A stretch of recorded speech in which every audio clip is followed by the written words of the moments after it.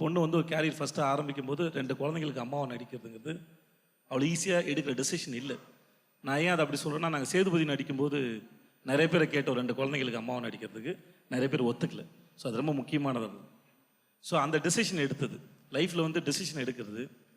அப்புறம் ஒவ்வொரு முறையும் லைஃப்பை கிராஸ் பண்ணி போகிறது. நான் இன்னும் நல்லா இருக்கு. நான் பன்னியார் பற்றி நடிக்கும்போது நான் சொன்ன ஒரு ப்ரொடியூசர் கேட்டார், அந்த பொண்ணு ஒன்று ஹீரோயின் மெட்டீரியல் இல்லையா, அதை வச்சு ஏன் படம் பண்ணுறீங்கன்னு கேட்டார். நான் அவங்ககிட்ட சொன்ன நினப்போம் இந்த மாதிரி ஒரு ஸ்டேட்மெண்ட் வந்துச்சுன்னு.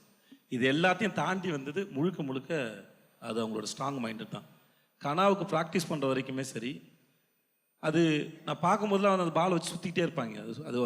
அது ப்ராக்டிஸ் இருந்துகிட்டே இருந்தது.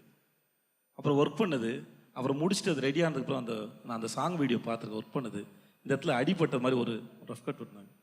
ஸோ எதுவும் ஆகிடுமா இல்லை, ஏன்னா ஜென்ரலாக வந்து எங்கேயா வெளியூர் அவுட்டோர் போயிட்டு வந்தோன்னே பெண்களுக்குன்னு ஒரு பழக்கம் இருக்கும், ஒரு பயம் இருக்கும், டேன் ஆகிட்டோன்னு ஒன்று இருக்கும்.